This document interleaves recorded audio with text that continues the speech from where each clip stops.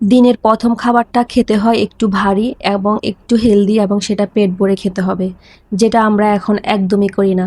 অনেকে তো সকালের খাবারটা না খেয়ে একবারে দুপুরে খাই। হয়তো অনেকে বলবে হেলদি খাবার বলতে দামি বাদাম, দামি খেজুর, 2টা ডিম, এগুলা সবার পক্ষে খাওয়া সম্ভব না। তবে আপনার রান্নাঘরে থাকা কিছু জিনিস দিয়েও আপনি হেলদি খাবার বানাতে পারেন, এবং যেটাকে আমরা গরিবের সুপারফুড বলে থাকি। এই যে মিষ্টি আলু আমি আমার বাচ্চাদেরকে সবসময় খাওয়াই। আবার আছে চীনাবাদাম, যেটা অনেক বেশি হেলদি। এটা হয়তো অনেকেই খায় না, তবে ছোটবেলা থেকে আমরা এই চীনাবাদাম খেয়ে কিন্তু বড় হয়েছি।